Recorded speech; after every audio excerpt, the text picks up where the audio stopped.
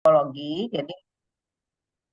Jadi mereka ada FGD bersama IOM. IOM. Tahu ya? Tahu ya? Ada yang tahu apa enggak? Enggak, Bu. Enggak. Kalau enggak, berarti mulai sekarang kalian harus cari tahu. IOM itu International Organization Migrant. Ya, jadi itu di bawah PBB. Jadi apa namanya concern terhadap masalah migran ya, pengungsi dan sebagainya. Jadi, nah itu organisasi dunia, organisasi internasional. Nah, yang disayangkan adalah jadi kita ini untungnya diundang. Jadi diundang. Jadi di IOM itu ya jadi kemarin tuh yang datang, yang staffnya semua ya uh, malah yang orang Nigeria apa Uganda ya, Ibu Sarah itu kemarin datang itu tuh pada dasarnya adalah pekerja sosial. Nah, jadi staf di IOM Medan atau di Indonesia secara keseluruhan itu eh, S1-nya di psikologi USU, S2-nya di eh, apa namanya pekerja sosial. Nah, yang satu Mbak Ira itu ambil S2-nya pekerja sosial di Australia. Mungkin kalau Ibu lihat sih mungkin dia S1 masuk ke IOM kemudian disekolahkan. Nah, gitu. Nah, Mas Rusli yang laki-laki, nah itu selama FGD kemarin dialah yang mentranslate si Sarahnya pakai bahasa Inggris. Jadi dia itu S1-nya di psikologi USU, S2-nya di pekerjaan sosial di Amerika. Nah, Ibu mau ngasih tahu nih. Nah, sebenarnya sama dengan yang Ibu bilang ya. Ibu nggak tahu apakah dosen lain memotivasi, tapi Ibu wanti-wanti Ibu memotivasi kenapa kita tidak dikenal orang. Salah satunya kemampuan bahasa Inggris kita parah. Jadi oleh sebab itu anak-anakku sekalian, IP itu nggak perlu tinggi-tinggi banget gitu. Tapi sudahkah bahasa Inggris? Nah itu ibu dari mulai semester 1 kalian ibu sarankan. Semester 2 ini sekarang semester 3 ibu sarankan lagi. Nanti semester 5 ibu sarankan. Karena apa? Kita kalah bersaing. Jadi semua orang pekerja sosial, bayangkan. Pekerja sosial itu bukannya kaleng-kaleng gitu. Mereka didanai dengan gaji besar dan bisa akhirnya berpindah satu negara ke negara lain. Nah, mulailah dari sekarang untuk mengasah bahasa Inggrisnya. Kalau perlu izin sebentar gitu ya, sebulan di Kediri ikut Zoom. Kalau nggak ikut Zoom ya sudah, bilang sama dosennya gitu. Saya izin Bu, karena saya ini gitu, nggak masalah, nggak ada itu, nggak akan dapat nilai D. Cobalah perhatikan, yakin Ibu. Ya, jadi karena apa? Pekerja sosial kalian habis ini harus jadi orang hebat, bukan orang yang, aduh, udah itu cita-citanya apa? Jadi PNS, nggak dapet gitu ya. Jadi ibu itu mau jual kalian itu nggak bisa gitu. Nah, kemarin ibu udah ketemu, ibu bilang, waduh Mbak Ira kan tahu pekerja sosial ya sudah, jadi saya nggak usah bicara nih di FGD nih. Saya hanya berbicara bahwa kami ada. Oh, udah lama ya Bu di USU ada, coba. Gilanya gitu deh kata-katanya gitu. Ada gitu. Katanya mereka kurang tenaga. Tenaga itu mahasiswa saya banyak, tapi ibu agak ragu-ragu ini ngomong gitu. Apakah kemampuan kalian dalam pekerja sosialnya kuat apa enggak? Satu-satunya jalan bekerja sendiri gitu loh. Cari tahu sendiri, belajar sendiri, intervensi harus bagaimana menangani kasus gitu. Tanya sama dosen gitu. Dosen itu diam, tapi kalau ditanya dia akan jawab, akan memberikan ilmunya, ya. Nah, itu ibu bilang berkali-kali kita kalah dalam bersaing. Karena apa? Bahasa Inggris kita kacau. Udah bahasa Inggris saya dikuatkan, gak usah yang lain-lain gitu. Ada duit udah tabung bahasa Inggris gitu. Ya, Ibu bilang dengar kata Ibu Erni ini ya. Ya kalau enggak nanti nyesal di belakang hari. Jadi Ibu seperti Ibu bilang, anak Ibu KKN-nya di Jepang. Hanya gara-gara apa? Ya bahasa Inggrisnya kuat. Ya karena apa? Diambil 6. Yang satu apa? anak wakil rektor, karena wakil rektor itulah yang ngurusin yang ke Jepang itu. Yang kedua siapa? Pacarnya anak wakil rektor. Yang ketiga siapa? Yang ketiga dan keempat kembar. Sahabat baiknya anak wakil rektor. Dah 4. Kemudian masih ada uh, uh, apa namanya tempat 2 lagi. Diambil 1 perempuan, 1 laki-laki. Siapa? Mereka yang kuat ilmunya. Ya, jadi kalau enggak anak ibu nggak mungkin dapat dia KKN di Jepang. Orang KKN di daerah, kira-kira kan kayak gitu ya. Nah, ibu hanya memotivasi, tidak ada maksud lain. Kalau diikuti oke, dan tidak diikuti juga nggak apa-apa. Cuman ibu mau menjual kalian agak susah.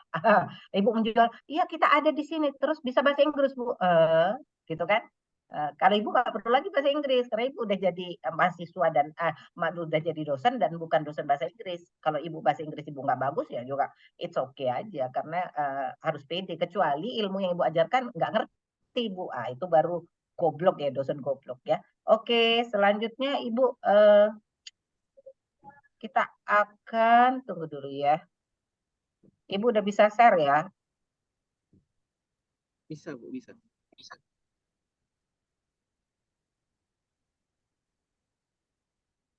Oh,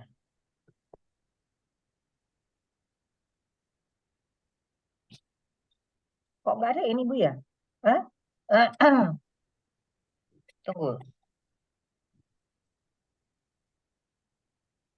Kok nggak masuk ya, Sultan? Kayak kemarin, Bu. Kan di Zoom-nya ada tombol share screen, Bu. Oh, oke. Tadi nggak ada. Oh, sekarang udah ada. Oke.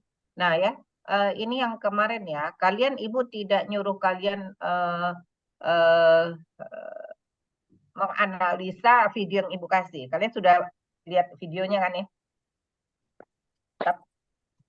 Tapi ibu nggak nyuruh kalian menganalisa ya, Sultan? Iya, Bu. Ibu nggak nyuruh kalian menganalisa video kemarin ya? Iya, Bu. Cuman disuruh tonton aja, Bu. Oh, oke, berarti ini kita lanjutin ya. Nah, kemarin Ibu sudah sampai ke pembangunan ekonomi ya, perspektif konsep pembangunan awal itu yang dibangun oleh negara, pakar-pakar, ahli-ahli adalah pembangunan ekonomi. Karena memang waktu dulu orang melihat oh belum ada jalan, belum ada apa namanya fasilitas gedung dan sebagainya, sehingga orang berlomba-lomba untuk membangun ekonomi, meningkatkan apa namanya kesejahteraan dan apa namanya ke apa penghasilan manusia. Tapi ternyata semakin hari muncullah apa namanya muncul perdebatan-perdebatan di antara para pakar yang menyatakan bahwa ketika kita memfokuskan pembangunan itu hanya ekonomi saja, maka pertumbuhan sosialnya semakin menurun. Ingat ya, kita orang sosial, jadi semua harus dihubungkan dengan sosial. Jadi ini yang Ibu katakan bahwa eh, apa namanya apa namanya fisika, biologi. Jadi kalian kan jurusan IPS. Belum tentu semakin kuat ilmu fisika, ilmu biologi, maka semakin memerlukan ilmu sosial untuk mendampinginya. Nah, itu yang disebut dengan pembangunan sosial ya. Nah, kemudian kemarin Ibu sudah ini apa namanya mungkin sudah sampai sini bahwa ketika pembangunan ekonomi diobok-obok, akhirnya adalah konsep pembangunan berkelanjutan, di mana pembangunan uh,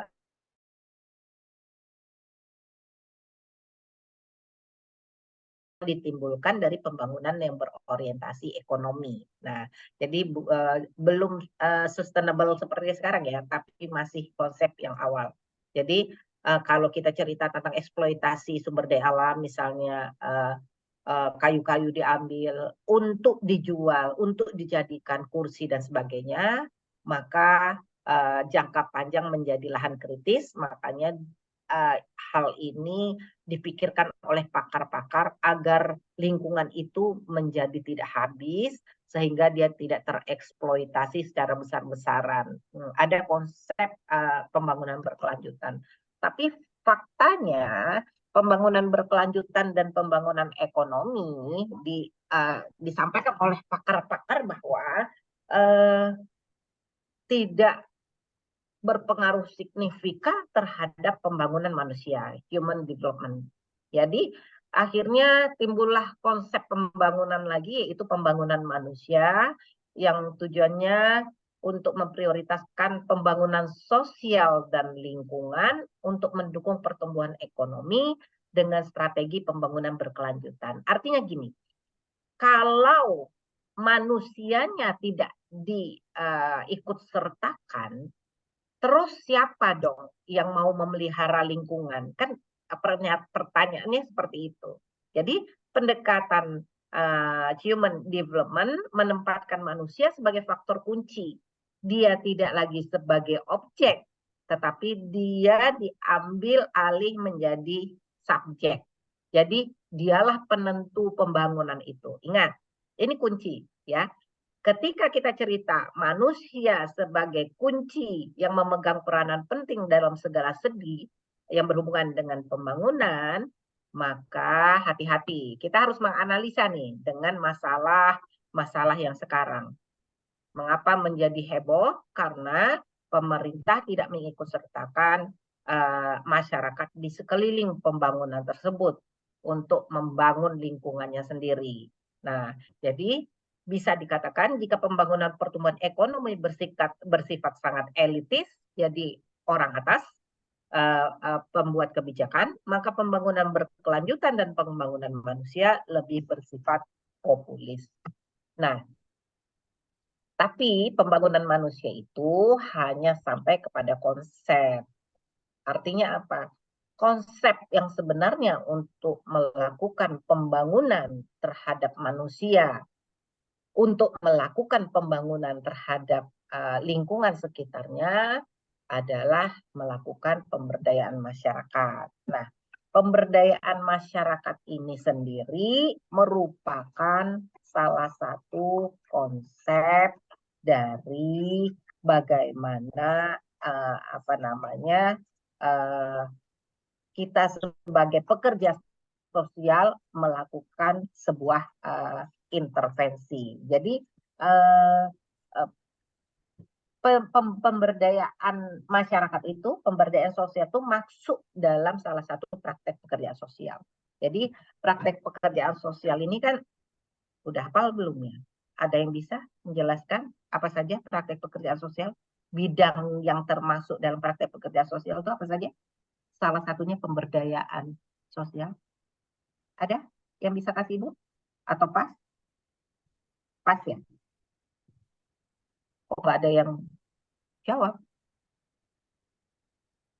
Tak ada yang jawab, tak ada yang jawab.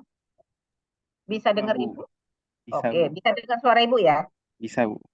Oke, jawab aja. Jadi Ibu kayak nggak ngomong sama dinding nih, makanya Ibu sedang offline. Praktek pekerjaan sosial itu pertama pencegahan disfungsi sosial.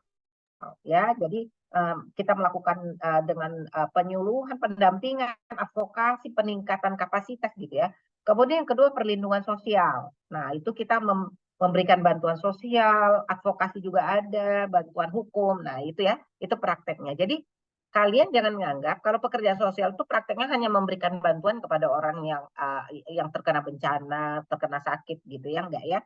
Nah, tadi pencegahan, kemudian perlindungan, kemudian rehabilitasi sosial, ya. Ada rehabilitasi dasar, ada rehabilitasi lanjut. Nah, kemudian yang keempat itu adalah pemberdayaan sosial.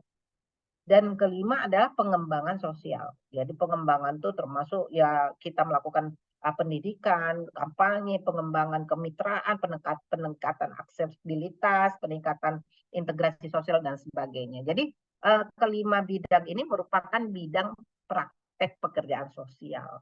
Nah, sehingga pemberdayaan masyarakat menjadi penting untuk kita pakai sebagai tools dalam menganalisis masalah kesejahteraan sosial. Nah, pemberdayaan masyarakatnya apa? Secara etimologis pemberdayaan ini berasal dari kata dasar daya. Daya, yaitu kekuatan kemampuan. Kita berdaya. Kita berarti kita mempunyai kekuatan kemampuan. Bertolak dari pengertian tersebut, maka pemberdayaan dapat dimaknai sebagai sebuah proses menuju berdaya. Jadi ada orang yang tidak berdaya sama sekali, kita tolong dia menjadi lebih berdaya. Kalau orang sudah berdaya, kita lakukan lagi pemberdayaan untuk dia lebih dari daya dia yang ada sekarang. Nah, jadi artinya berubah ke arah yang lebih baik. Nah, jadi istilah pemberdayaan ini yaitu sebuah proses ya, memperoleh atau pemberian. Jadi bukan hasil, proses ya. Proses ditujukan kepada apa? Serangkaian tindakan atau langkah-langkah yang dilakukan secara kronologis, sistematis, yang mencerminkan pentahapan. Ingat, kalau kamu melakukan pemberdayaan kepada masyarakat, ujuk-ujuk ngasih duit, nah itu berarti tidak ada prosesnya. Ya, proses itu harus dilalui ketika kita melakukan pemberdayaan. Termasuk kalian juga melakukan intervensi mikro terhadap klien, ya. Kalau masyarakat kan makro atau meso, grup, kelompok. Jadi kita melakukan proses.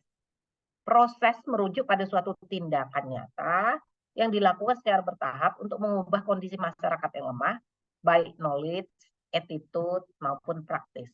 Menuju pada penguasaan pengetahuan sikap, perilaku, kecakapan, keterampilan yang baik. Nah, ingat, ini berhubungan dengan pembangunan. Kalau analisis kesos itu kita harus kaitkan dengan pembangunan ya, baik pembangunan secara mikro, meso, makro.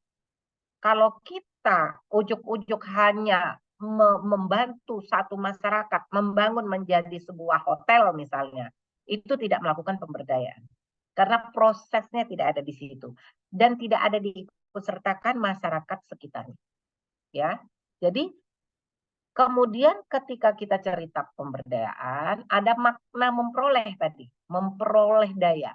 Jadi memperoleh itu apa? Merujuk pada sumber inisiatif dalam rangka mendapatkan atau meningkatkan daya. Ingat ya, ada kata-kata inisiatif. Jadi memperoleh itu bukan memperoleh apa yang diberikan oleh kita.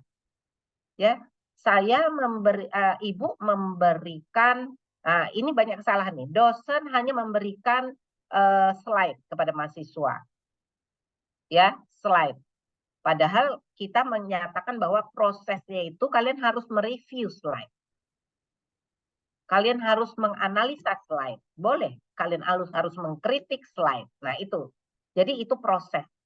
Tapi kalau hanya memberikan itu sepertinya ya kurang layak ya, bukan berdaya ya. Kata memperoleh itu mengindikasikan bahwa yang menjadi sumber inisiatif untuk berdaya berasal dari masyarakat itu sendiri. Nah, benar kan? Jadi ketika ibu memberi slide ini, bukan ibu yang memberikan cuma-cuma kepada kalian, tetapi kalian harus berinisiatif untuk mendapatkan ilmu dari ibu. Nah, itu beda ya. Jadi sebenarnya prinsipnya, makanya kalau ibu disiplin masuk atau enggak. Karena apa? Ya enggak masuk enggak masalah. Karena bagi ibu, kalau enggak masuk berarti dia enggak mau ilmunya. Ya enggak masalah. Ibu juga enggak ngasih nilai DE karena dia tidak masuk. Yang ibu nilai ketika ibu memberikan ilmu, kemudian ibu melakukan evaluasi. Nah, ketika dievaluasi dia nggak bisa, berarti itu dia dapat nilai jelek. Jadi yang masuk di Zoom ini, saya aktif Bu, saya masuk dari A sampai Z 15 kali saya masuk Bu. Ketika dievaluasi nggak tahu apa-apa. Jadi jangan komplain ya. Karena pemberdayaan yang Ibu lakukan adalah Ibu mau memberikan inisiatif keluar dari kalian untuk mendapatkan ilmu. Nah, itu mungkin karena ibu belajar mengajar memberdayakan masyarakat, makanya ibu tahu bagaimana, bukan tahu ya, ibu berusaha bagaimana memberdayakan mahasiswa. Yang mencari di sini adalah masyarakat itu sendiri, jadi bukan orang yang memberikan ya. Jadi seperti ibu bilang, dosen memberikan ilmu, yang mencari untuk selanjutnya adalah mahasiswa. Masyarakat yang mengusahakan melakukan menciptakan situasi atau meminta kepada pihak lain untuk memberikan daya, kemampuan, kekuatan. Makanya peran pekerja sosial ini ada broker, mediator. Nah, itu mediator itu untuk mereka sendiri yang ambil kesimpulan. Broker itu kita hanya membrokerkan gitu ya. Mereka sendiri yang akhirnya melakukan ya. Oleh sebab itu, masyarakat sepatutnya menyadari ketidakmampuan, ketidakberdayaan, tidak ada kekuatan, sekaligus disertai kesadaran akan perlunya memperoleh daya. Nah, jadi kita fungsinya dalam intervensi pertama sekali adalah mengetahui di mana kekurangan dan kelebihan masyarakat atau klien. Itu yang paling penting. Jadi bukan ujuk-ujuk datang, "Aduh maaf Ibu, iya saya sebagai pekerja sosial, saya begini begini begini, Ibu nanti tolong makan obatnya, Ibu nanti begini begini." Enggak gitu. Kita hanya sebagai kalau kita fungsinya pendamping, kita pendamping. Nanti Ibu akan memberikan, apa namanya, simulasi bagaimana pendampingan misalnya orang yang penyakit paliatif gitu ya. Jadi tidak semena-mena bukan kita yang berfungsi secara, kuat, termasuk dosen, ya. Makna kata pemberian sendiri menunjuk kepada sumber inisiatif bukan dari masyarakat. Inisiatif untuk mengalihkan kekuatan kemampuan, misalnya pemerintah atau agen-agen pembangunan lain. Jadi pemberian itu diabaikan oleh konsep pemberdayaan. Yang dipakai adalah kata-kata memperoleh. Nah ya, jadi pemberdayaan masyarakat menarik ya kalau kita pakai analisanya Sumo Diningrat mengatakan bahwa Ibu pakai ini. Jadi konsep definisi beda-beda, tapi kita mau pakai konsep yang mana yang paling tepat dalam apa namanya pengajaran yang mau kita buat. Jadi dia mengatakan bahwa pemberdayaan di negara berkembang seharusnya memakai istilah to give ability, bukan to give power or authority. Jadi bukan memberikan kekuatan, apalagi kekuasaan, ya, tapi to give ability, able, mampu, memberikan kemampuan, ya, kepada istilah empowerment. Empowerment itu kan pemberdayaan yang dalam khasanah barat lebih bernuansa pemberian kekuasaan. Makanya kalau kita selalu ujuk-ujuk selalu minta tolong sama budaya barat, kita punya konsep yang berbeda. Makanya itu bilang kalau ini utang kita sudah ribuan triliun. Jadi bunga hutang negara kita 500 triliun. Gila itu. Kalau ibu tidak menyukai seperti itu. Karena negara kita sudah masyarakat kita sudah dididik dengan hidup hedon, ya hedonis ya. Jadi kalau ibu enggak begitu, kita bisa enggak ngutang, bisa. Kalau masyarakat bilang nggak bisa, ya karena nggak bisa. Segala sesuatu yang dimasukkan dalam arsip negatif itu pasti negatif. Jadi bernuansa pemberian kekuasaan itu dari kasanahnya negara barat. Nah, makanya kalau kasanah kita dari dalam, jadi sebaiknya to give ability, ya. Jadi kalau istilah asing yang lebih tepat untuk kata pemberdayaan itu energize. Jadi apa kayak baterai gitu loh, memberi energi gitu loh. Jadi pemberdayaan ini memberi energi agar yang bersangkutan mampu bergerak sendiri. Oke, jadi kata kuncinya itu di sini mandiri. Mereka harus bisa mandiri. Kita memperdayakan mereka agar mereka mandiri. Kalau kita ketemu klien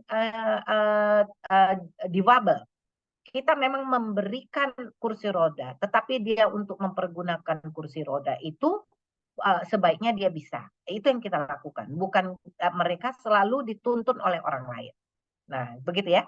Dengan beberapa pemahaman di atas, akhirnya penulis Ibu sepakat dengan pendapat Winarni yang mengatakan bahwa ada pemberdayaan meliputi 3 hal, ya, yaitu pengembangan, kemudian memperkuat potensi, ya, dan atau daya empowering, serta terciptanya kemandirian, ya.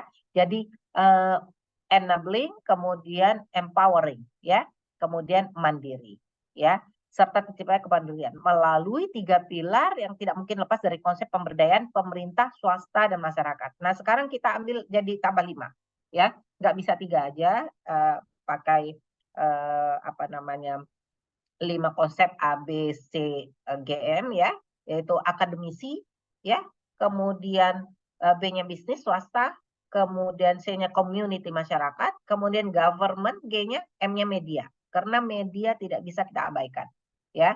Jadi Ibu ulang ya. Ini 3 tapi Ibu tambahkan ingatnya A, B, C, G, M ya. A-nya akademisi, jadi kita nggak mungkin terlepas. Makanya konsep pemberdayaan pembangunan kalau memang akademisi nggak diikutkan, makanya ya sedikit kacau gitu ya. Jadi ada 5. Dengan kata lain, pemberdayaan tidak saja terjadi pada masyarakat yang tidak mempunyai kemampuan, akan tetapi dapat pula dikembangkan hingga mencapai kemandirian kepada masyarakat yang sudah memiliki daya tapi masih terbatas. Nah, kalau ada yang mau tanya langsung, Bu, ada yang tanya, Ibu berhenti. Kalau enggak, Ibu terus. Nah, kemudian pemberdayaan masyarakat ini kenapa sih diperlukan gitu ya? Jadi kita punya Ibu memberikan ada 3 alasan utama kenapa pemberdayaan masyarakat ini perlu diperlukan dalam pembangunan, khususnya pembangunan berkembang dan khususnya pembangunan di negara kita Indonesia yang tercinta ini ya. Pertama ya, eh, tentu saja sudah terjadi ya merosotnya pendapatan pemerintah. Tidak dipungkiri dan sekarang hampir bangkrut dan mungkin kita udah dijajah oleh negara yang memberikan hutang. Jadi jangan hati-hati ya.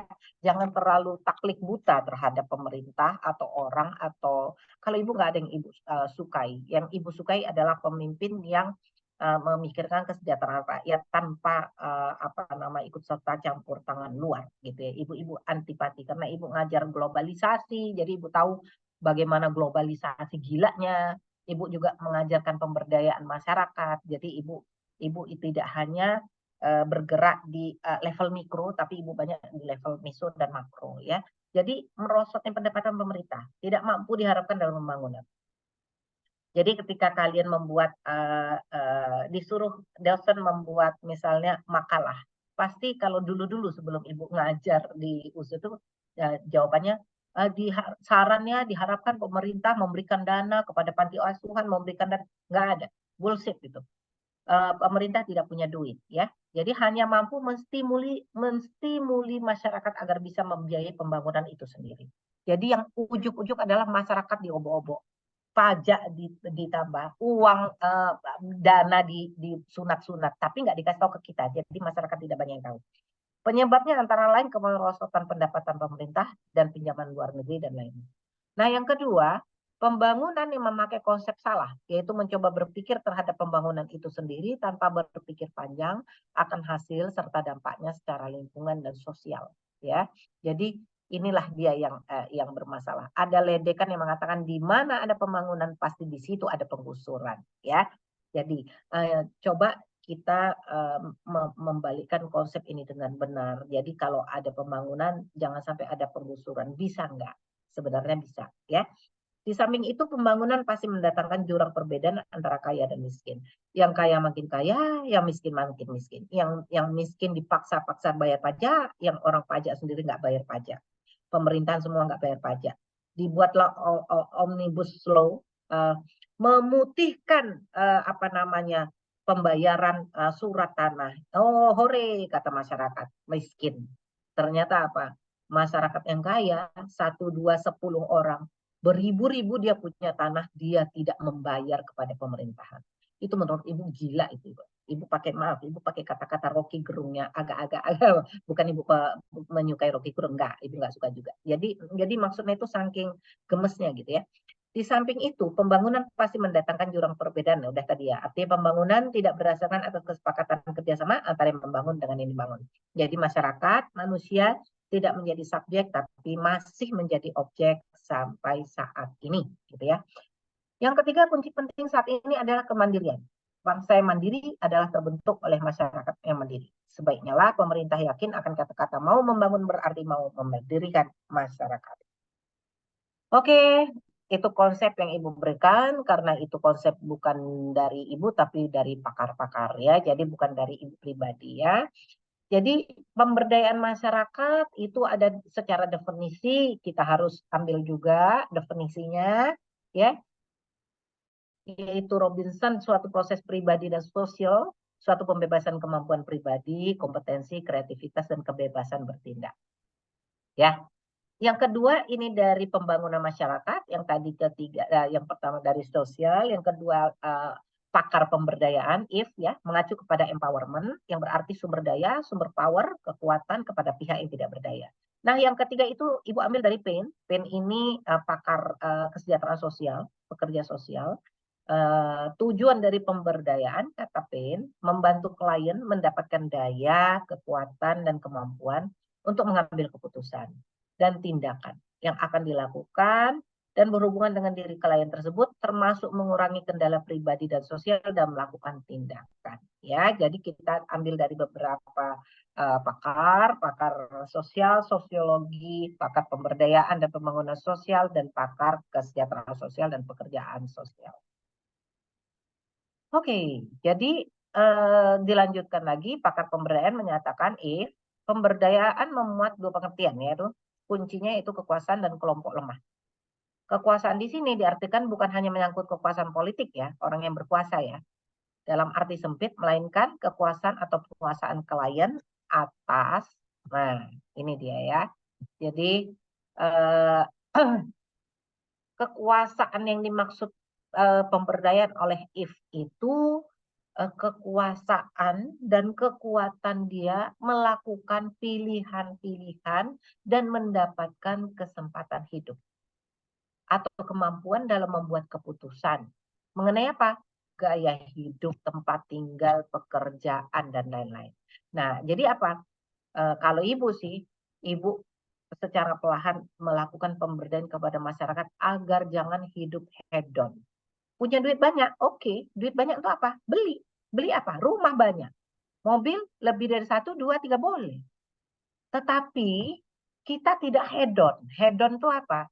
Akhirnya kita berusaha ngutang, berusaha meminjam. Artinya gaya hidup hedon itu ketika kita tidak besar pasak daripada tiang. Dah itu aja.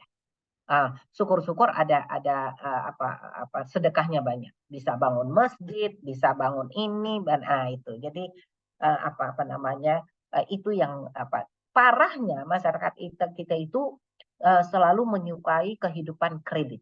Nah, itu hutang. Sehingga tidak berhasil-hasil untuk hidup cukup ya. Nah, itu. Jadi pilihan-pilihan itu termasuk itu. Karena apa? Orang-orang yang tidak mampu itu biasanya perilakunya ya karena ya mau hidup lebih dari yang ketidakmampuan dia ya. Kemudian yang kedua, pendefinisian kebutuhan. Jadi kemampuan untuk mendefinisikan kebutuhannya. Kemampuan menentukan kebutuhan selaras dengan aspirasi dan keinginan. Ya. Jadi ini maksudnya, kamu kuliah gitu. Jadi kepinginnya beli baju terus gitu. Ibu nggak tahu apa mau dilihat cowok atau dilihat mana gitu. Ibu punya salah satu teman ya. Ibu ngelihat ya. Ibu karena orangnya sosial jadi ibu perhatikan. Waktu ibu kuliah, anak ini bajunya bagus-bagus, tapi di atas cewek ya. Baju atasnya kaos, waktu itu nggak pakai jilbab ya, model kaos warna-warni cantik gitu ya. Jadi ibu datang main ke rumahnya, ini baju kok bagus sekali, udah itu ini sering baju baru ya ibu bilang, karena bajunya baru gitu ya, nggak pernah kusam gitu ya, nggak pernah luntur gitu ya. Oh, enggak, Kak, katanya dia di bawah ibu 2 tahun ya. Enggak, Kak, katanya Kak Erni. Jadi itu dia nyucinya nggak di bawah matahari, kemudian bajunya kaos warna-warni ada merah, biru, kuning gitu. Di bawahnya jeans gitu ya. Jadi menurut Ibu kalau begitu kan nggak perlu duit banyak ya. Jadi kita mendefinisikan kebutuhan. Jadi kemampuan menentukan kebutuhan. Tapi sayangnya itu orang, kita sedikit curhat untuk pelajarannya. Itu orang cerai sama suaminya gitu. Anaknya ada 3, cowok semua gitu ya. Cerai karena apa? Suaminya punya gaya hidup hedon tadi. Jadi kalau misalnya waktunya anak sekolah, istrinya mau nabung, nggak usah kita beli baju dulu, baju sekapel, nah gitu, baju sama satu keluarga gitu, untuk hari raya. Lah ini kan mau bayar gitu kan? Oh nggak perlu. Kita yang penting dilihat orang bagus. Kebetulan suaminya ganteng, istrinya cantik, anaknya ganteng-ganteng gitu kan? Tapi ya itu, akhirnya apa? Ya hidup dengan kemauan tinggi, ya kita tidak mampu, akhirnya jatuh. Nah, yang ketiga itu kemampuan, kekuasaan untuk membuat ide atau gagasan. Kemampuan mengekspresikan dan menyumbangkan gagasan dalam suatu forum. Artinya apa? Masyarakat harus berpartisipasi. Kita mengikut sertakan orang dalam pemberdayaan itu. Ya. Nah, ini konsep yang harus kalian pegang sehingga kalau melakukan intervensi harus ada ini. Jadi ketika kita sebenarnya kayak ibu ini nggak memberdayakan, cuman ya oke, mahasiswa saat ini ya memang begitu ya. Ketika ditanya diam, nanti dosennya lanjut. Ditanya diam, dosennya lanjut ya. Jadi ketika melakukan FGD, melakukan forum, masyarakat itu yang disuruh nulis. Apa yang dia mau, apa kekurangannya, apa ide dia, apa gagasan dia. Nah, ketika tidak ada itu nanti kita lakukan pemberdayaan. Jadi gagasan ide itu bukan dari kita, tapi dari masyarakat itu sendiri. Nah, kemudian kekuatan untuk lembaga-lembaga maksudnya menjangkau, mampu nggak dia menjangkau lembaga-lembaga, menjangkau peranata masyarakat. Mampu nggak dia bersuara tentang keinginan dia kepada siapa? Lembaga legislatif, ya, lembaga eksekutif. Kalau tidak, kalau ditutup, itu berarti kita tidak melakukan pemberdayaan. Ingat ya, pemerintah yang menutup rapat-rapat suara dari masyarakat, ya berarti dia tidak melakukan pemberdayaan. Pokoknya ditutup. Saya melakukan pembangunan, masyarakat tidak boleh komplain. Nah, gitu kira-kira ya. Jadi harus diajak serta dan kemudian sampai menemukan titik tengah. Nah, kemudian sumber-sumber ya, mereka mampu melakukan memobilisasi sumber-sumber baik formal, informal dan kemasyarakatan. Jadi ketika seseorang kelompok masyarakat tidak mendapatkan, tidak mencapai sumber-sumber tersebut, berarti kita atau masyarakat tidak melakukan pemberdayaan. Terakhir adalah aktivitas ekonomi, kemampuan memanfaatkan mengelola mekanisme produksi, distribusi, dan pertukaran barang serta jasa. Artinya gini, ketika ada pembangunan di satu tempat, kemudian mereka digusur, akhirnya mereka miskin di tempat lahan yang kering, itu bukan melakukan pemberdayaan. Jadi dengan adanya pembangunan, masyarakat setempat bisa melakukan aktivitas ekonominya untuk meningkatkan kemampuan keluarganya, meningkatkan penghasilan keluarganya, itu baru melakukan pemberdayaan dan pembangunan itu untuk masyarakat setempat.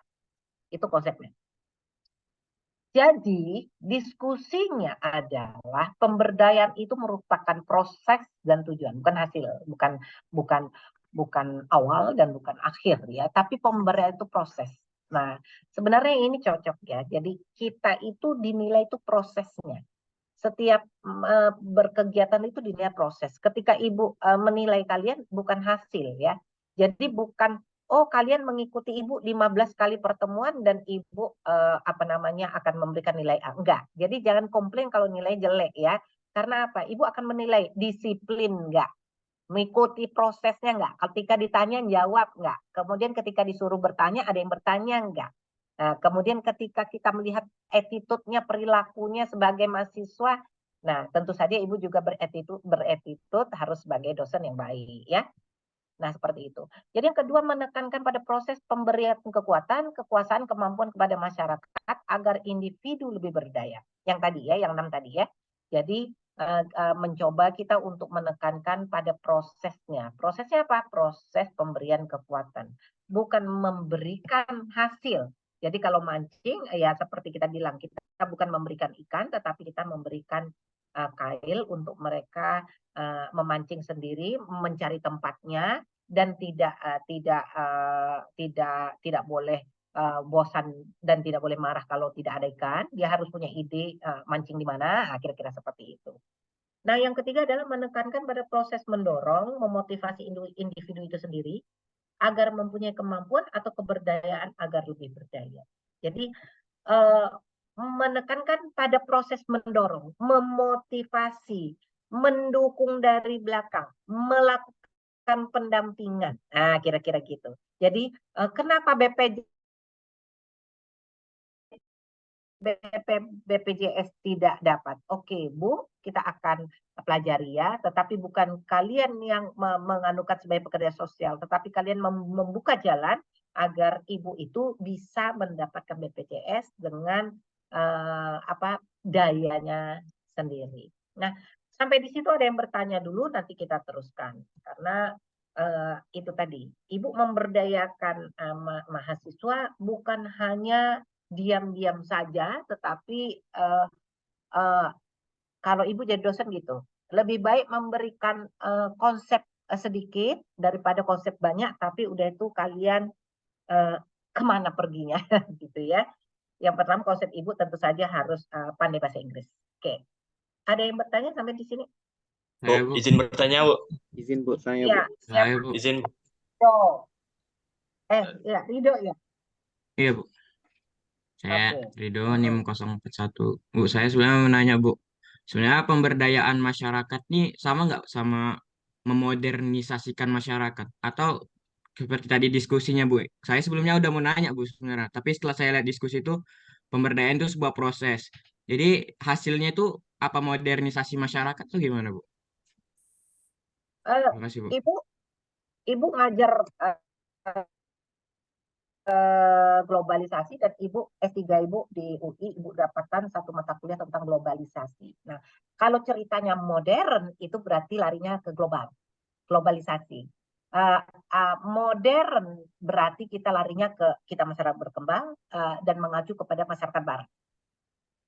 Ya, hati-hati. Modern beda, udah pasti beda. Konsep pemberdayaan itu konsep memberdayakan orang yang tadinya tidak berdaya menjadi berdaya. Kalau modernisasi, maaf Rido. Jadi kalau kita negara kita timur, berarti kita mencoba harus mengikuti barat. Itu kalau ibu ya. Karena ibu ngajar globalisasi. Jadi konsepnya ada di konsep globalisasi artinya kita mendunia ya. Kita jadi kata-kata modern itu tidak bisa dipakai dalam konsep pemberdayaan masyarakat. Oke, Rido? Ya, Bu. Terima kasih, Bu. Oke, yang lain? Izin, Bu, Bu. saya Bu. Ayo Bu. Bu, saya, Bu. Bu. Siapa sih pakai raise hand aja ya harusnya, jadi biar tahu siapa yang duluan ya. Johannes ya, coba Johannes ya nanti ya Sultan. Johannes. Izin Bu, nama saya Johannes Sia, NIM 037. Di sini saya ingin bertanya Bu, berkaitan dengan pemberdayaan masyarakat, yang dimana seperti Ibu bilang tadi bahwa manusia itu merupakan kunci dari segala segi. Tetapi Bu, berdasarkan pemberdayaan yang dilakukan, tadi saya cari di Google bahwa banyak sekali kegagalan yang terjadi, eh, banyak sekali kegagalan yang terjadi akibat dari pemberdayaan masyarakat yang kurang ini Bu, yang kurang spesifik. Dalam arti, dan saya cari tadi kayak beberapa kegagalannya itu seperti contohnya dikarenakan kesadaran masyarakat yang kurang, dan yang paling sering muncul itu dikarenakan masyarakat yang kaget terhadap proses perubahan yang ada. Jadi dalam hal ini mungkin saya bisa simpulkan Bu, bahwa adanya teknik pendekatan yang salah yang dilakukan oleh si pemberdaya terhadap masyarakat, sehingga masyarakat tersebut tidak tertarik terhadap program pemberdayaan yang dilakukan. Berdasarkan pengalaman pribadi saya, Bu, waktu saya SMA, saya pernah juga disuruh oleh guru saya untuk mengikuti sosialisasi. Sosialisasi seperti ini juga, Bu, tentang pemberdayaan dengan iming-iming bahwa saya akan diberikan 100.000 per orang bagi yang mau ikut. Jika mereka ikut terhadap program pemberdayaan tersebut ataupun sosialisasi tersebut, maka mereka akan dibayar 100.000 per orang itu. Alhasil, setelah program sosialisasi pemberdayaan tersebut selesai, saya tidak mendapatkan apa-apa Bu dari apa. Saya tidak mendapatkan apa-apa dari apa yang disampaikan oleh pembicara karena saya sudah berpatokan pada uang 100.000 tersebut, Bu. Jadi saya ikut sosialisasi tersebut dikarenakan uang 100.000 itu. Saya kira beberapa lokasi program pemberdayaan masyarakat di Indonesia seperti itu, Bu. Mereka menjalankan program pemberdayaan hanya sekedar formalitas, Bu. Mereka membayar masyarakat agar masyarakat tersebut ikut terhadap program tersebut. Program tersebut selesai dan berhasil, tetapi tetapi masyarakat tidak berdaya, Bu, dikarenakan masyarakat ikut tersebut dikarenakan uang yang diiming-imingin kepada mereka. Jadi mereka tidak peduli terhadap pengetahuan, tapi mereka hanya peduli terhadap uang yang diberikan. Dikarenakan para pemberdaya tersebut hanya formalitas aja gitu menjalankan pemberdayaannya. Jadi Oke. Nah, oke. jadi Ya. inti pertanyaan saya, Bu, sebenarnya Oh, bagaimana tanggapan Ibu mengenai kasus ini dan bagaimana sebenarnya solusi pendekatan yang seharusnya dilakukan oleh para pemberdaya agar mereka tidak hanya melakukan pendekatan secara ekonomi saja, Bu, tetapi bisa juga secara sosial atau bisa melakukan pendekatan apapun agar masyarakat juga bisa sadar terhadap kekurangan mereka sendiri. Terima kasih. Ya, oke. Johannes, terima kasih karena kamu sudah kasih contoh, ya. Ya, contohnya seperti itu. Jadi kita tadi cerita, ya. Yang berarti yang melakukan pemberdayaan itu siapa? Yang melakukan pemberdayaan itu kan kita atau masyarakat apa pemerintah. Ya berarti kalau kita salah melakukan pemberdayaan ya seperti itu larinya. Tadi Ibu udah cerita bahwa konsepnya itu sebuah proses. Jadi kalau nggak ada proses itu misalnya ini cerita tentang pernikahan. Banyak sekali orang cerai. Karena apa? Karena dia sombong, Bu. Dah. Halo, proses itu nggak hanya 1 hari. Kayak sama dengan kalian kerja. Saya nggak diangkat, Bu. Saya setahun di sini kerja masih sebagai tingkat A misalnya. Lah, proses. Orang menjadi pimpinan itu berproses. Suami ibu prosesnya, suami ibu kerja 27 tahun, 28 tahun. Yang nggak dari dulu jadi bos, udah mau pensiun itu jadi bos tinggi. Jadi bayangkan ya proses. Makanya kita melakukan pemberdayaan itu tidak memberikan sesuatu. Makanya kamu sudah bisa menilai sekarang. Ibu terima kasih sama Johannes. Ketika orang malah memberikan duit, berarti itu bukan memberdayakan. Nah, ujung-ujungnya masyarakat kita memang senang duit. Masyarakat itu masyarakat sekarang maaf ya. Mungkin ibu sendiri juga bukan ngomongin kalian. Masyarakat kita tuh masyarakat hedon, masyarakat malas membaca. Coba kalian, ibu kayaknya mau penelitian deh. Berapa persen kalian melihat HP mengambil teori yang benar? Jangan dari Google ya, maaf ya Johannes ya. Kalau definisi Google itu kalian cuma cari itu. Tetapi buka nggak kalian, misalnya teori tentang pemberdayaan, buka tentang yang Ibu bilang tadi ada if. Oh ya, buka if, jurnalnya. Nggak ada. Yang ada itu apa? Jualan. Yang ada apa? Korea, India, Jepang. Kemudian apalagi artis, makanya artis semakin kaya karena dia dapat duit dari kita yang melihat. Lah, kalian sendiri nggak ada yang mau lihat. Coba, ibu bukan YouTuber ya, tapi ibu kasih di situ untuk nyimpan karena disuruh oleh USU. Ada nggak lihat yang ibu punya? Nggak ada. Bukan ibu marah ya, nggak. Cuma memang negara kita, masyarakat kita, masyarakat yang paling parah di dunia. Ibu bisa ngomong gini karena ibu sering keluar negeri, dan ibu keluar negeri itu bukannya jalan-jalan, bukan belanja, tapi ibu belusukan karena ibu anak kesos. Jadi ibu ke Amaze, kenapa dia bisa hidup ya? Ke apa namanya, ke Amerika, ke Inggris itu ibu tuh ke daerah-daerah yang punya masyarakat genuine, masyarakat asli. Itu mereka hidup, kemudian bisa menjual barangnya sendiri, dan mereka happy, mereka duitnya banyak, nggak ada cerita korup, nggak ada cerita minta didanain dulu baru kerja. Negara kita parah loh. Jadi Ibu ini kasihan ya, apa namanya, Ibu ini agak bersedih ya. Coba kalian lihat ya sekarang ya, HP kalian itu. Tingkat korupsi negara Indonesia itu ukurannya berapa? Paling tinggi. Paling nggak 5 tertinggi ya, gitu. Nah, karena itu akhirnya Johannes, negara kita akhirnya males gitu loh. Misalnya contoh ya, kayak partai. Dia ngasih duit, ya udah diambil aja. Udah kebiasaan ngambil gitu ya.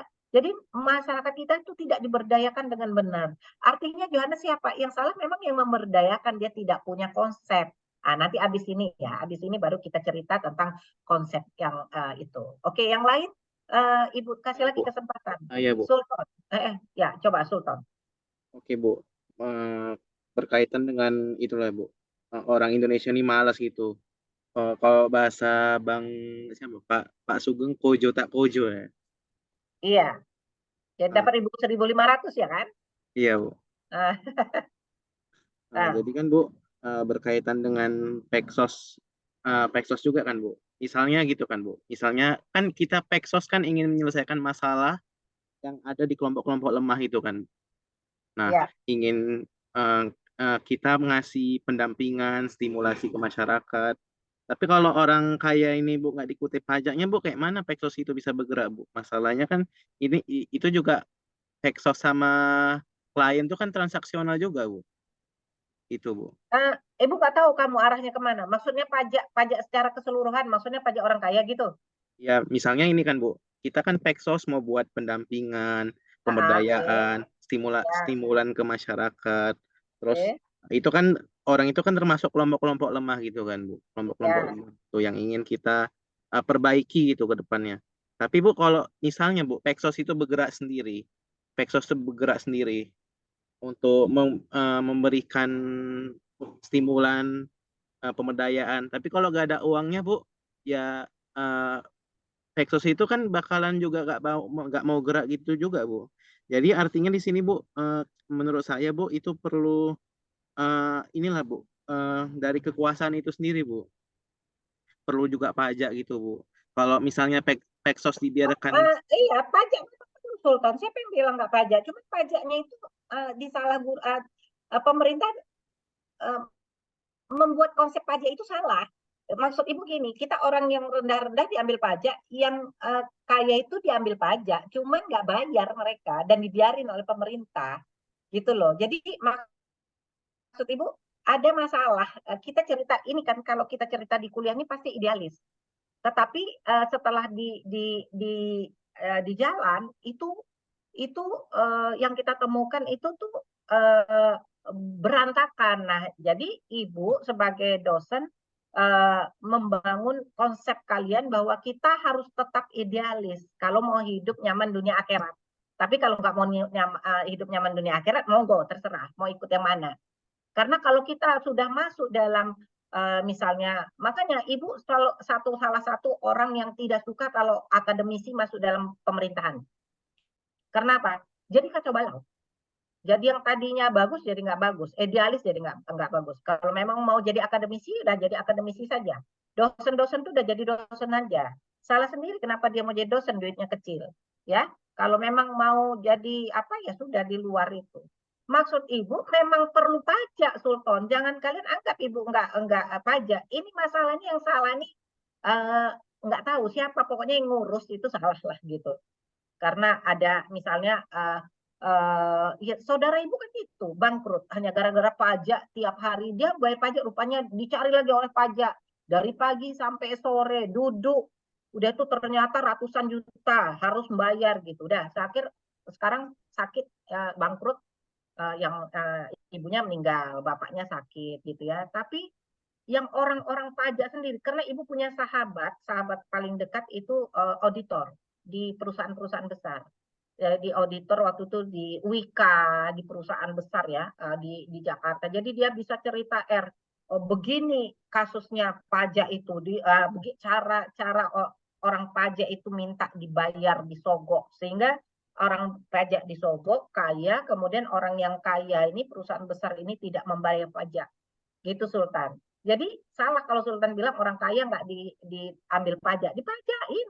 Ibu coba dari dosen yang lain, Ibu ngajarnya sedikit, jadi Ibu bayar 2 pajak, pajak PNS dan pajak dosen di USU. Kurang bayar, Ibu harus membayar 1.500.000. Dalam hati Ibu, gaji cuma 1 juta 2 juta, udah itu tiap tahun kurang bayar lagi gitu. Kadang-kadang lucu ya. Nah, jadi konsep pajak ini sebenarnya Sultan yang memang nggak apa-apa dipajakin, tapi memang harus dikasih ke orang lemah. Tapi itu yang nggak terjadi. Nah, jadi Ibu kasih pengalaman Ibu ya. Ibu melakukan pemberdayaan, Ibu membuat gerakan komunitas Sabkandara di Kota Bontang. Itu apa yang terjadi? Ibu harus kerja sendiri. Ibu kerja dari tahun 2020. Ini tahun 2023 kan? 3 tahun Ibu kerja mati-matian baru Ibu dilihat. Baru dianggap, oh Ibu Erni, oh Bunda ya, kalau sana, oh Bunda Erni gitu. Baru kemarin Ibu SGD tanggal 5 Agustus baru DPR mau ngasih duit. Dengan harus cepat karena Oktober kita ini harus sudah tutup, harus dibuat apa namanya lembaganya, bla bla bla. Ibu bilang, oh no, Ibu bukan mencari duit di sini, Ibu bilang. Ibu nggak mau yang tergesa-gesa. pakai duit sendiri, pakai duit apa yang bisa Ibu melakukan pemberdayaan dengan melakukan kolaborasi bersama siapa? Swasta, perusahaan setempat. Kemudian kepada siapa lagi? Orang-orang kaya di Bontang. Kemudian siapa lagi? Pemerintah ketua DPR melalui pribadi. Itu dulu jalan. Karena apa? Karena nggak benar. Pemerintahan kita itu, ibu datang ke puskesmas, oh Bu bisa Bu minta dana ke sana loh. Dia pikir ibu minta dana apa? Udah tuh pas ibu mau pulang dari puskesmas, kepala puskesmas saya ngomong, Bu maaf Bu, ibu kalau nggak salah kerja di ini ibu ketua PWP ya Bu. Kami minta dana lebih Bu, mati kita. Bukan dia yang mau ngasih dana ke kita, bukan dia yang mau ngasih bantuan ke kita dimintain dana, gitulah kasusnya. Jadi kasusnya begitu Sultan ya. Jadi pajak tetap ada, memang harus. Jadi kalau lihat negara yang paling makmur tuh negara Finlandia, ya kalau nggak salah. Negara itu tidak ada korup, nggak ada apa. Tapi Sultan pajaknya tinggi Sultan, tetapi nggak ada korup ya. Jadi pajak tinggi itu perlu, tetapi dengan syarat kesehatan gratis, kemudian pendidikan gratis, minyak gratis, semuanya gratis gitu. Jadi pajak tinggi nggak apa-apa. Gitu ya Sultan.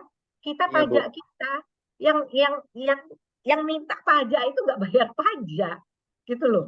Ya, pemerintah yang hidup mewah itu nggak bayar pajak Sultan. Makanya memang benar Sultan bilang kita harus bayar pajak untuk membantu masyarakat miskin. Masalahnya sekarang negara kita gitu.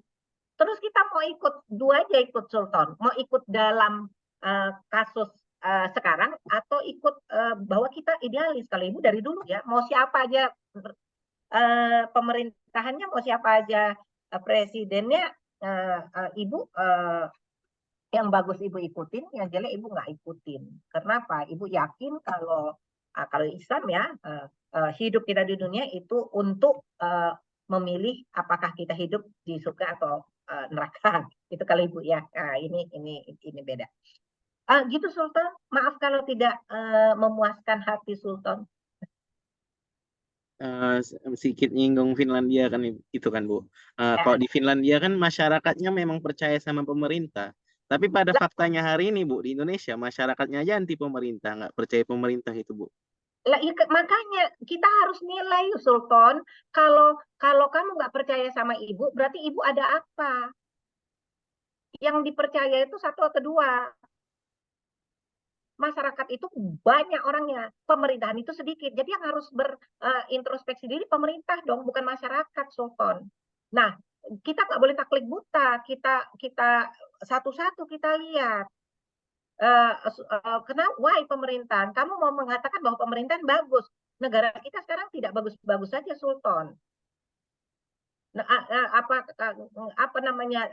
Pas zamannya Pak Jokowi sekarang inilah yang hanya ada dua anaknya menjabat. Sebelumnya tidak pernah ada anak menjabat ketika bapaknya menjabat. Itu saja sudah korup. Ya, Ibu bukan cerita Jokowi tapi cerita fakta. Ya, jadi hati-hati ngelihat menilai pemerintah. Ibu nggak mengatakan bahwa pemerintah sebelumnya juga bagus ya. Jadi hati-hati. Pemerintah sekarang ini sama dengan pemerintahan Soeharto. Pemerintahan SBY orang ngomong gila boleh, nggak ada, nggak ditangkap. Sekarang bilangin Pak Jokowi jelek aja, jangan-jangan kamu ituin. Ini contoh ya, gitu. Pak Jokowi ya ganteng juga sih menurut ibu, nggak jelek-jelek amat gitu ya kan. Jadi cuman maksud ibu kita harus kita itu orang kesejahteraan sosial Sultan. Jadi kita pemihaan kita jangan kepada pemihaan sepihak, tapi pemihaan kita kepada masyarakat. Kalau masyarakat udah nggak percaya, berarti ada sesuatu. Jadi bukan masyarakat yang disalahin, tapi pemerintahannya yang disalahin. Gitu ya Sultan ya? Iya Bu, iya Bu. Karena pemerintahan itu berbuat curang, berbuat itu nggak pernah jujur kepada masyarakat. Yang ada buzzer kan baru sekarang. Nggak ada buzzer mana? Buzzer itu hanya untuk membela pemerintah gitu. Coba nggak ada buzzer, biar bagus sedikit gitu ya. Oke ya. Ada satu lagi? Bu, izin bertanya, Bu. Oke, Fatur. Ini lebih ke, kan tadi kata Ibu di slide awal-awal tadi kalau pemberdayaan itu pada akhirnya kita tidak memberi, Bu, tapi kita memperoleh dan mengembangkan potensi dari komunitas atau dari masyarakat itu sendiri, Bu. Jadi kita mendorong gitu kan, Bu. Ya. Bukan ujuk-ujuk ngasih duit gitu, Bu. Seperti yang dikatakan Joe tadi, Bu. Tapi di sini saya ada keresahan gitu, Bu. Kan saya ada melihat potensi di sini, khususnya potensi dari masyarakat Islam di sekitar kos saya misalkan, Bu. Kayak di Dr. Mansur, apalagi atau mungkin secara lebih luas di Indonesia gitu. Keresahan saya sebagai suatu komunitas Islam kan nilai-nilainya Islam ukhuwah gitu, kesaudaraan antar Islam, saling membantu. Akan tetapi saya sedih, Bu, kayak membangun ketika saya misalkan sholat, Bu, di masjid yang bagus, ada di dekat kos saya gitu, ber-AC, yang tiangnya besar, yang sholat di situ rata-rata pakai mobil Fortuner, pakai mobil lah rata-rata gitu, Bu. Tapi ada anak namanya saya lupa, dia jualan donat gitu, Bu. Donat Om, donat Kak gitu. Jadi saya merasa ironi gitu, Bu. Di sisi lain mereka pergi ke masjid itu untuk mendekatkan diri kepada Tuhan. Tapi sebagai komunitas saya rasa Islam itu udah gagal gitu, Bu. Dan menurut Ibu, bisakah pemberdayaan masyarakat tuh kita menggait komunitas-komunitas, Bu? Baik itu mungkin di sini saya membahas tentang Islam atau komunitas Nias misalnya gitu, Bu. Jadi pemberdayaan itu dalam suatu komunitas gitu, Bu. Ya, Jadi kan ada potensi gitu ya. Ibu jawab ya, Ibu jawab ya. Yuk. Oke. Nah, jadi gini, lagi-lagi kita gagal kalau kita salah menganalisa. Ini kan mata kuliahnya analisa masalah kesos. Jadi ketika kita menganalisa kita salah, akhirnya kita jadi salah dalam melakukan intervensi. Ya, ada masalah apa di situ? Masalah misalnya anak berjualan donat, ya kira-kira kayak gitu. Yang kita lihat bukan orang kaya pakai Fortuner. Kamu nggak buat bilang Pajero ya, karena mobil ibu Pajero ya. Apa namanya orang kaya gitu pergi ke masjid gitu ya. Bukan itu masalahnya. Itu beda lagi. Jadi orang yang ke masjid itu rata-rata mau cepat-cepat. Jadi nggak dia udah itu kalau suami ibu ke masjid, suami ibu kan ke masjid nih 5 kali sehari. Itu HP-nya nggak dibawa. Semua barang nggak dibawa, nggak ada di dalam kantong. Karena dia niatnya mau ke masjid itu mau sholat, mau berdoa. Jadi kita jangan salah menganalisa. Ibu bukan membela orang-orang yang di masjid, enggak, Fatur. Ini kalian nggak ikut kewirausahaan ya, ibu ngajar kewirausahaan. Jadi kewirausahaan itu bagaimana strategi dagang. Nah, kalau kita mau melakukan pemberdayaan dalam kewirausahaan anak-anak jual donat, jadi mungkin strategi tempatnya salah. Oke, paham ya? Fatur ya? Jadi bukan ujuk-ujuk, apalagi dihubungkan dengan agama. Agama itu nggak bisa. Jadi sekarang agama kita itu kalau di Indonesia di KTP 90% Islam, yang betul-betul Islam itu nggak 90, 20 pun udah bagus. Hanya 20% ya. Ya, jadi mungkin pun kita nggak masuk dalam 20 tuh. 20% itu adalah melakukan Islam secara kafah. Jadi kafah itu apa? Yaitu termasuk misalnya apa? Melakukan sholat, melakukan zakat, melakukan sedekah, ya tidak minum khamar, tidak makan babi. Jadi banyak yang oh iya babi nggak makan aku, tapi minuman keras gitu ya kan? Jadi tapi dia ngaku Islam gitu. Dia ngaku Islam KTP, tapi sholatnya nggak pernah di apa namanya masuk ke kampus gitu. Termasuk dalam kebijakan kalau ibu dekan, ibu nggak mau naruh mata kuliah sesuai dengan azan. Nah, misalnya kayak gitu kan, kira-kira kayak gitu. Jadi kalau Islam yang benar itu sedekah dia. Melakukan sedekah. Tetapi sedekah itu kepada tempat yang mungkin dia masukkan duitnya di wakaf di masjid ya kan, atau dia sudah melakukan membangun masjid di daerah mana kita kan nggak tahu Fatur. Jadi masalah itu ada pada penjual donat. Jangan-jangan strateginya salah. Gitu. Nggak Di bisa. sini Coba Ibu, ya oke, Fatur. tadi kata Ibu masalahnya ini penjual donatnya gitu, Bu. Penjual donatnya itu anak umur sekitar 5 tahun, Bu, yang seharusnya sekolah tapi dari pagi jualan donat, Bu. Itu pun kan berarti kan udah PPKS dia, Bu. Berarti Iya, saya maksud di sini udah bukan Islam sebagai agama tapi secara komunitas gitu, Bu. Itu kan berarti enggak, karena seharusnya itu dia kan nggak ada gitu, Bu. Dia sekolah dengan baik mungkin. Karena kamu menyebut nama Islam, kecuali kamu menyebut orang kaya, ya kan, beda ya. Nah, jadi maksud Ibu begini, kalau kamu mau memberdayakan anak yang anak PPKS itu, caranya itu mungkin salah, makanya analisa dulu di mana dia harus menjual donat. Apakah dia menjual donat? Apakah dia harus menjual donat? Bukannya kamu melakukan kolaborasi dengan sekolah setempat untuk dia dimasukkan ke sekolah dengan tidak ada pembayaran sama sekali. Jadi hati-hati ya, jangan menjual donatnya itu yang kamu urusin gitu. Kenapa yang menjual donat bukan ibunya misalnya gitu kan? Atau kamu ambil tempat, kamu kerjasama dengan masjid, ada dengan pengurus masjid di situ, kemudian ada tempat untuk menjual di situ ya. Jadi bukan anak kecil-kecil di situ berdiri duduk sambil penjualan. Itu maksud Ibu. Analisa dulu ya. Analisa dulu masalah kesosnya itu seperti apa gitu. Kalau masalah Islam kamu tadi karena nyebut Islam, kecuali kamu bilang orang-orang kaya, ya kan? Nah, jadi istilah gitu. Sama dengan kalau ke gereja kan gitu kan. Nanti kalau orang gereja ngasih berarti nanti ada lagi orang Islam nggak ngasih, Bu, orang gereja ngasih, orang Islam nggak ngasih misalnya kan. Ya, kita nggak cerita tentang agama ya. Oke, jadi kita cerita tentang kalau ada masalah PPKS di situ, kita harus analisa dulu, melakukan riset kecil-kecilan terhadap kondisinya, ya. Baru. Nah, jadi bukan kamu anak PPKS-nya donat, tapi yang kamu bilang tadi bahwa orang Islam kaya pakai Fortuner, tapi nggak mau kasih ke anak yang jual donat, salah. Karena orang itu jangan-jangan sudah bangun masjid dia 3 tempat. Satu masjid harganya 5 miliar, ya kan?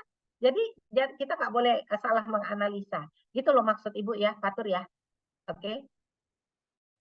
Nah, jadi kalau kamu riset, menurut Ibu, cari anak-anak jualan donat yang umur sekolah, di mana saja.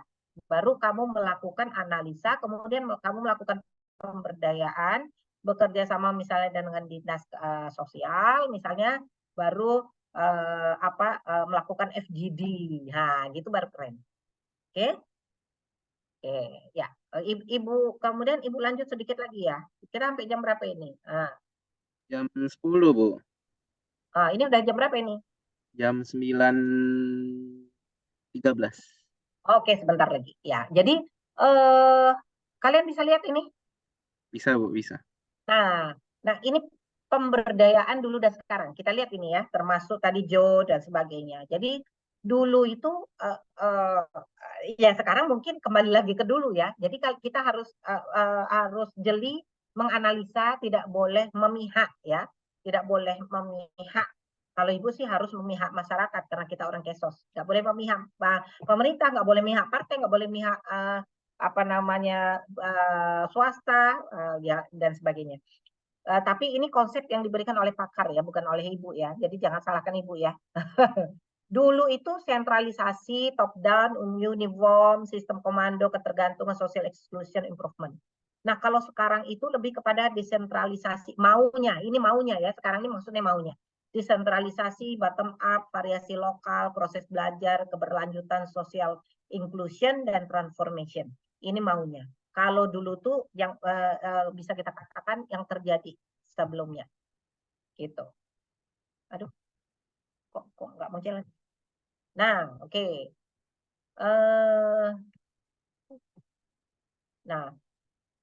Ini sentralisasi dan desentralisasi.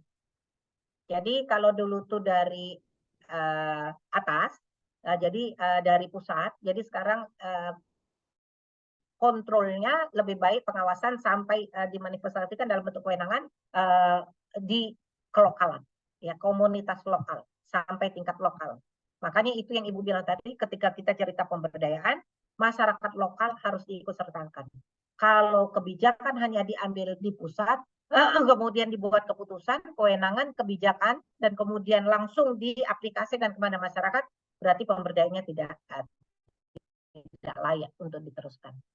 Nah, jadi ini dia. Jadi yang kita harapkan ada desentralisasi, bukan desentralisasi hanya dilakukan oleh pejabat daerah, karena pejabat daerah bisa menjadi kekuasaan penuh lagi. Gubernur, wali kota yang berkuasa tanpa mengikut sertakan masyarakat setempat, artinya dia tetap prinsipnya sentralisasi atau dalam konsep sosiologinya patrilineal, ya. Jadi seperti itu.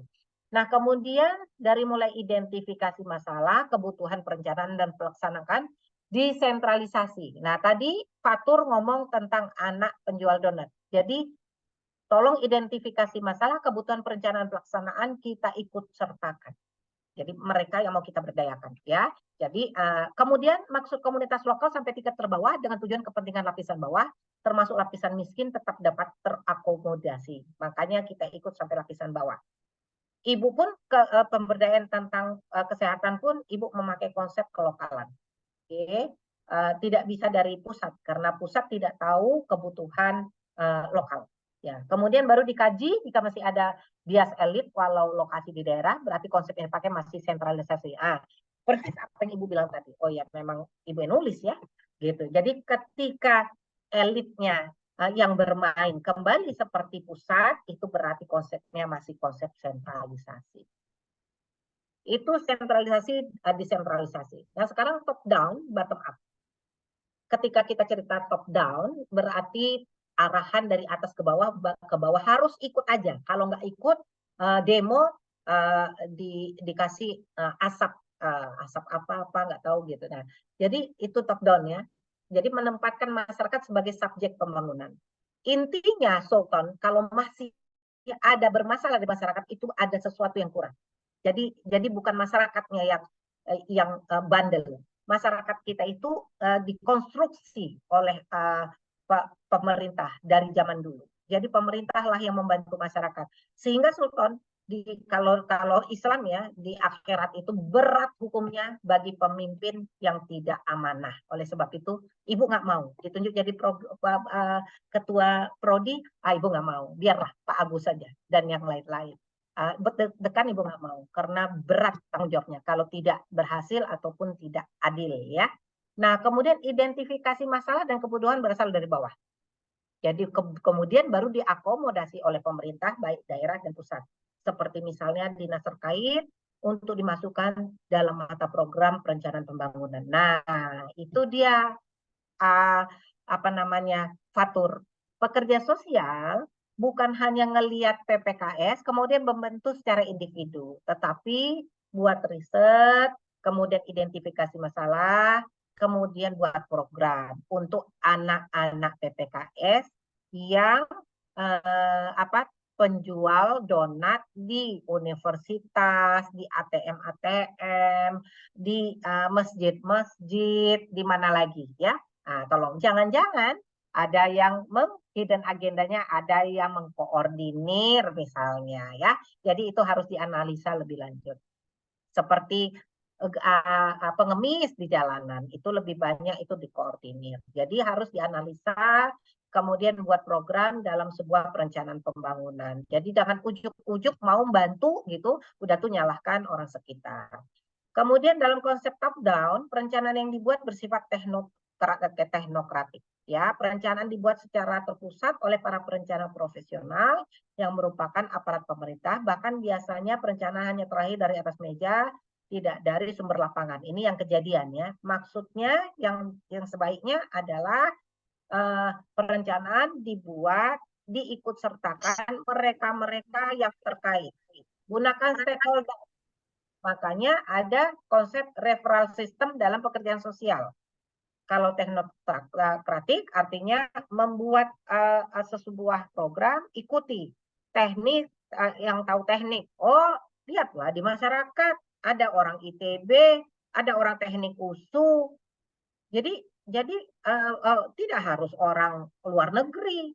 Jangan ujuk-ujuk orang luar negeri dipakai. Ini kayak di perusahaan suami ibu itu mereka ngeluh karena dipakai waktu awal-awal tuh orang-orang bule, gajinya dolar tapi kerjanya nggak ada. Akhirnya apa? Ya nggak dipakai, nggak diberhentikan aja karena nggak ada gunanya. Yang ngerti juga kita gitu. Bapak Ibu Pertamina dulu mau dimasukin ke Arun di itu logistik, di atasnya bule. Udah tuh dia balik lagi. Ya Ibu bilang, Pak kok nggak jadi Pak? Nggak mau Papa. Orang dia nggak ngerti, orang bule kok dia jadi bos Papa katanya. Jadi nolak menjabat lebih tinggi hanya gara-gara di apa dibosin oleh orang bule yang nggak tahu apa-apa tentang orang Indonesia. Jadi ceritanya bahwa kita mau nggak mau pemberdayaan itu harus mengikut sertakan masyarakat yang diberdayakan. Faktanya banyak pula konsep bottom up dijadikan sebagai retorika saja, prosedural dan tidak bersifat substansial. Apa yang diceritakan oleh Joe tadi, ya. Jadi kalau salah konsep atau metodenya yang salah, Joe, bukan masyarakat yang menerima bantuan yang salah, ya. Ibu apa namanya membela masyarakat. Artinya konsep yang digunakan masih tetap top down. Walaupun dia mengatakan bottom up, tapi dijadikan hanya retorika saja. Oke. Selanjutnya adalah uniform. Uniform maksudnya itu keseragaman. Semua dibuat seragam. Atau lawannya variasi lokal. Makanya Ibu punya Sapkandara di Bontang berbeda dengan Sapkandara di Medan. Sapkandara di Bontang yang membantu Ibu adalah kader-kader Posyandu, ibu-ibu kader. Yang di Medan masyarakat muda, mahasiswa. Kenapa? Kita ada mahasiswa muda kok Ibu ikutin kader-kader ibu-ibu. Nah, artinya apa? Variasi lokal, ya. Jadi kalau Ibu kamu ke Amerika atau ke Korea atau ke Arab makan makan apa namanya burger itu beda semua. Jadi kalau ke Arab Ibu malah Ibu bilang sama suami itu, aduh kok nggak enak ya, karena variasinya variasi lokal.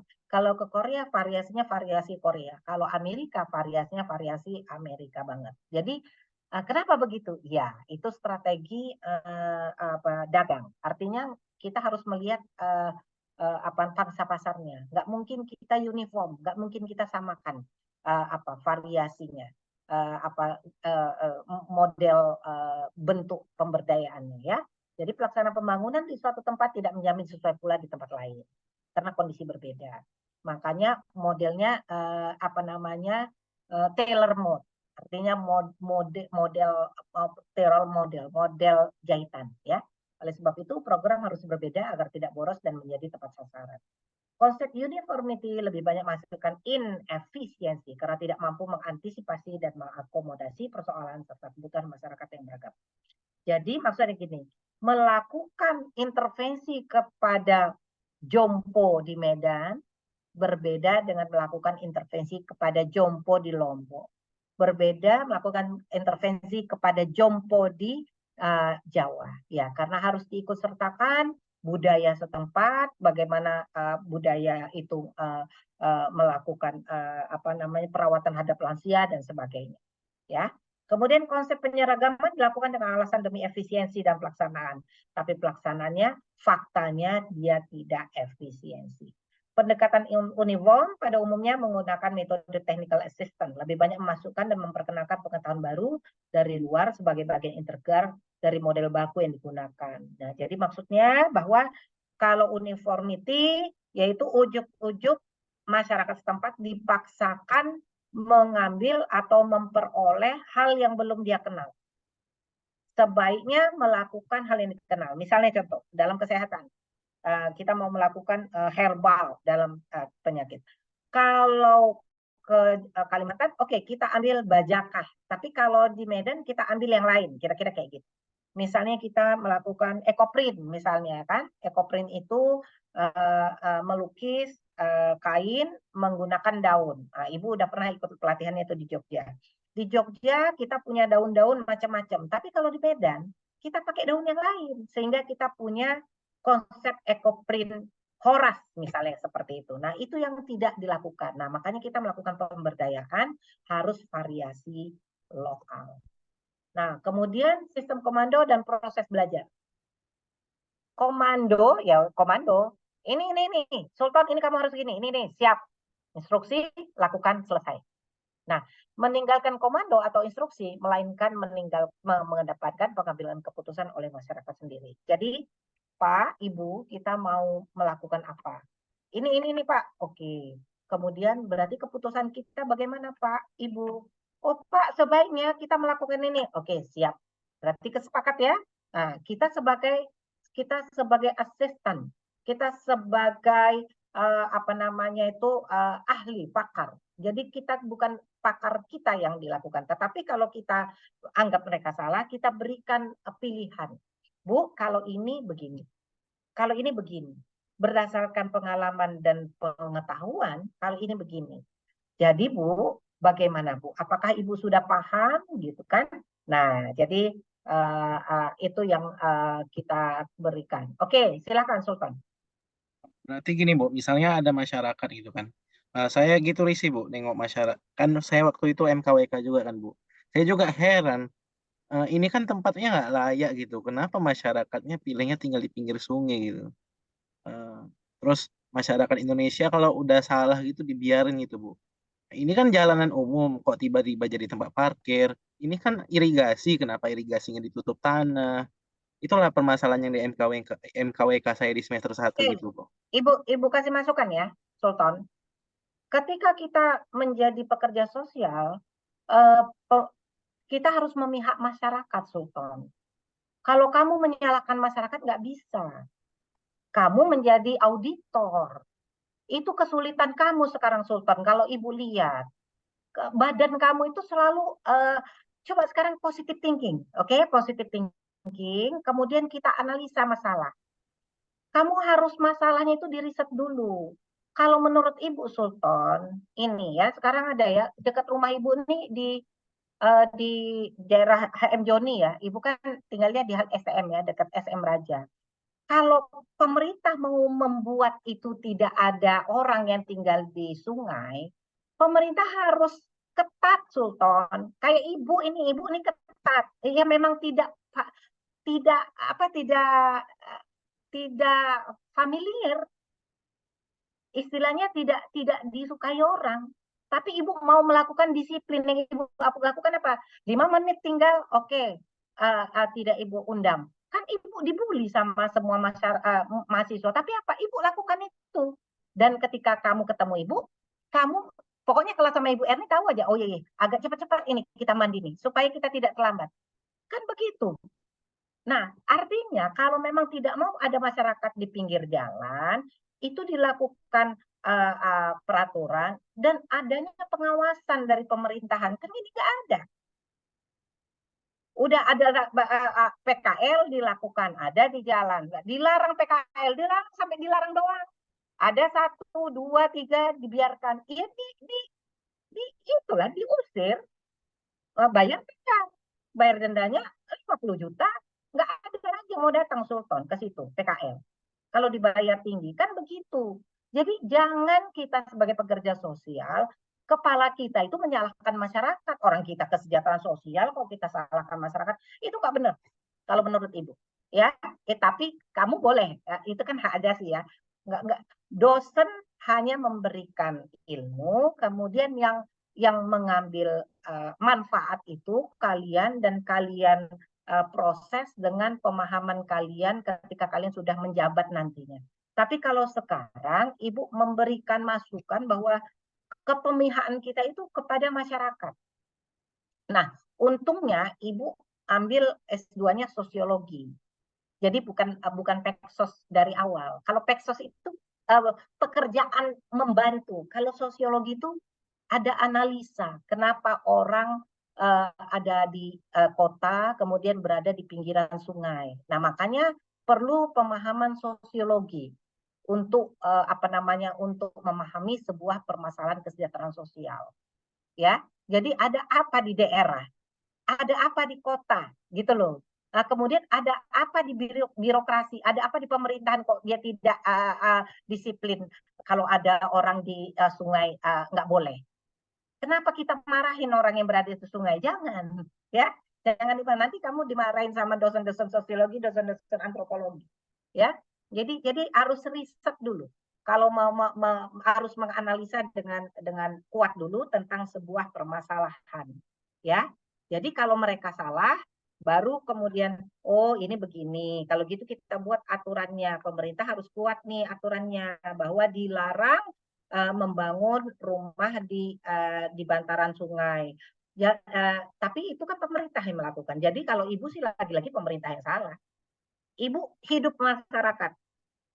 Kalau Sultan hidup pemerintah nggak apa-apa. Kita beda ya Sultan. Tapi tetap kita tos jarak jauh. Nah, gitu ya.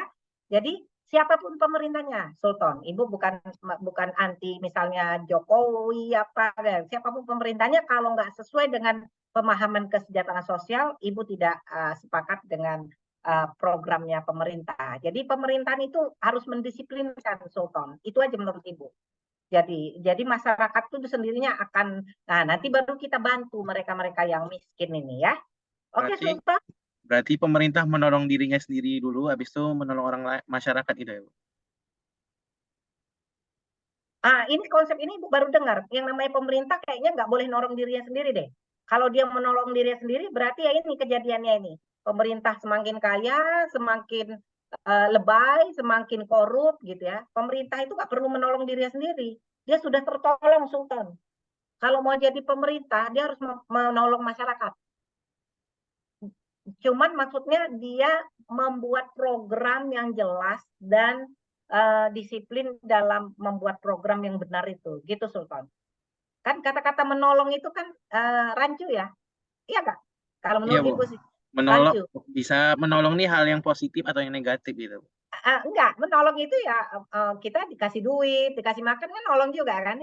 Nah, tapi menurut ibu pemerintah wajib melakukan program dengan benar dan konsisten menjalankan program itu. Jadi tidak dibiarkan. Jadi misalnya begini, ibu melakukan disiplin on time, tapi di kelas lain ibu tidak melakukannya gitu. Nah, itu kan nggak konsisten ya.